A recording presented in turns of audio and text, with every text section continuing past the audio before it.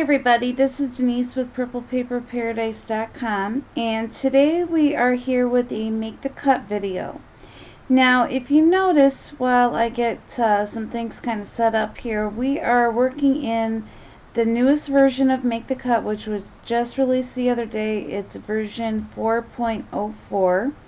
And you can tell that I have a custom mat set up here for the eCraft, as I kind of demonstrated in my look at the beta version of version 4.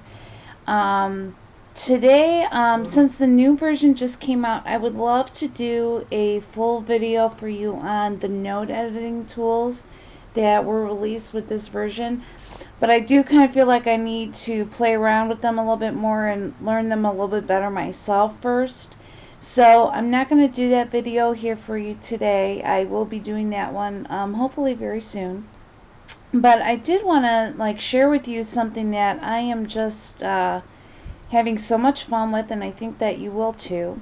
And it has to do with a new product made by Lettering Delights called Cut Tiles. And we're going to use the basic tiles package from that set, and I'm going to show you exactly what you can do with these cut tiles. It really is a lot of fun, and it kind of expands the boundaries of what you can do with various patterns. So as you notice on my screen, that I did put a large square on my mat, and I do have it selected. I'm going to do a right mouse click and select Change Color Texture Line, and then select Texture. And it's asking me here now to pick a image for texturizing, and we're looking at the basic tiles. And if you first look at this like I did, you're probably kind of like, what on earth?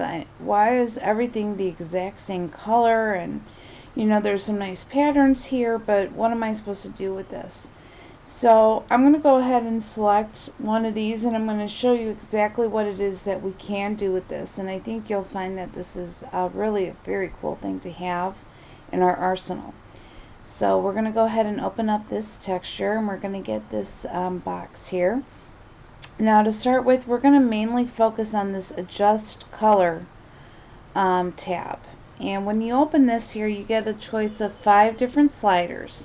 So we're going to go through these one by one and explain what it is that they do. The first one is contrast, and this is pretty simple to understand. It's the differences between each of the 3 colors that we see here in this particular pattern. So if we slide this up, you can see that we get contrast to the point where it's very defined colors, to the point where we have a pure white background, a very light blue, and then a much brighter, darker blue color. And if we scroll all the way down here, you see to the point where we have very little contrast between the 3 colors. So I'm going to hit this neutral button here, because that will take us back to our original image, and we'll move on to brightness. Brightness has to do with the amount of light in an image. So if I slide this up, you can see that it gets lighter and lighter and lighter, and actually if we go all the way up to the very top, you'll see that we get just a pure white screen. And by the same token, if we scroll down, we get to the point where we're darker, darker, darker, to the point where it's like an all black screen. So this is a very useful tool to have as well. The next is saturation, and this has to do with how much color is actually in each one of these colors as you look. So if I scroll it down, you can see that we get to where we're basically some shades of gray here, because a lot of the color pigmentation has been taken out of it. And if we scroll up, you can see where it becomes actually almost like too hot to look at. It's like so saturated with color that it actually affects your contrast, and you can see that this lighter shade of blue is actually now almost like a lime green color from doing that. The next one here that we have is hue, and this is where you can pick the various colors that are available. So if we start scrolling here to the right, you can see we get to the point where we're a different shade of blue now, and we go up to like purple, into pink, and then into a reds. And if we take it all the way down here to the other side, you'll see we have some of that red here, but now we're more of like the orangey reds to the oranges, browns and greens, back to where we get to the point where we're at those aqua colors again. So this is where you can kind of pick what color you want to kind of work with. Gamma is where you can kind of pick the colors within that hue. And this is kind of a hard thing to explain, so take a look at this preview screen as I slide the slider. We're at the original aqua colors, and as you can see, I'm moving the slider and our colors are changing, but they're all staying within those aqua colors. And we take it all the way down, you see we get to just the very darkest available of those colors. And if we go the other way, it goes to like the lightest available of that colorway. So I'm going to go ahead and just play here a little bit so you can kind of see how mixing and matching these can give you so many different possibilities. I'm going to start with my hue, and I'm going to pick a shade of purple here. And now I'm going to kind of slide around with the gamma here and kind of pick something. Let's go ahead with I guess we'll go right about here. And now I'm going to actually increase my saturation so you can see it's becoming a little bit brighter and more profound. Let's see what we have here with brightness. That's actually going to make things look a lot pinker. So you can see you can kind of get to the point where you actually have shades of pink and purple here in the same thing, but I'm going to kind of slide it down here to where actually it's a little bit more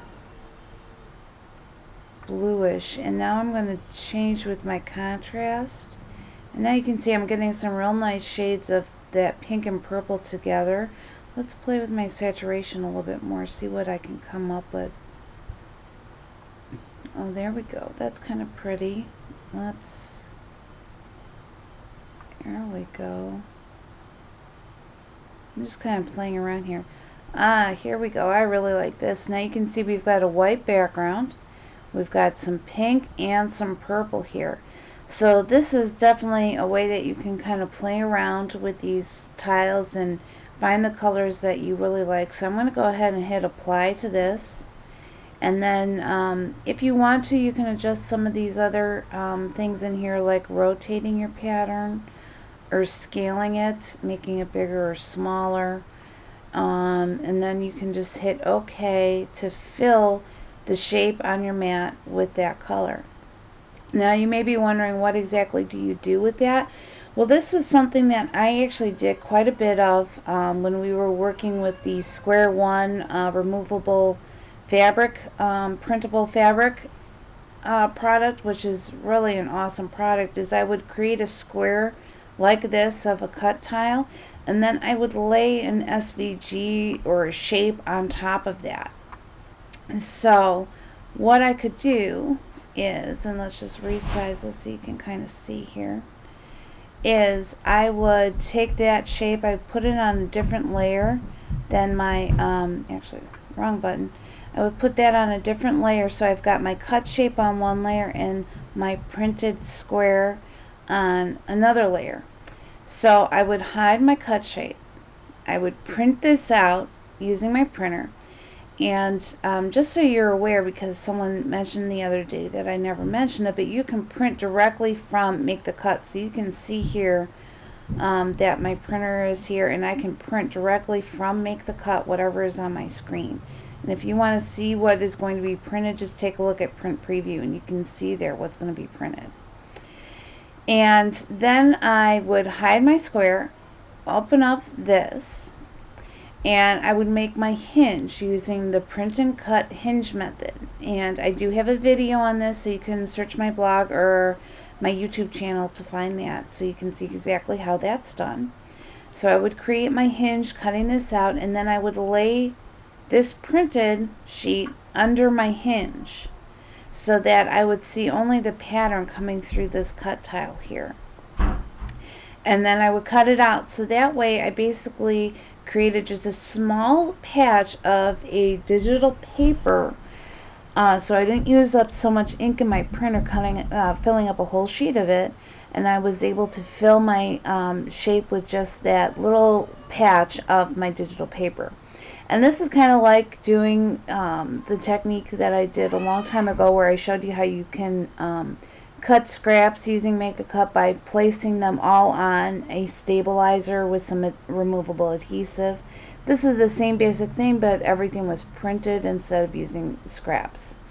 So I hope you enjoyed the video for today. I'll hopefully be back soon with another video showing you all the note editing tools in version 4.04. And I hope you have a great day, everybody. This is Denise with PurplePaperParadise.com.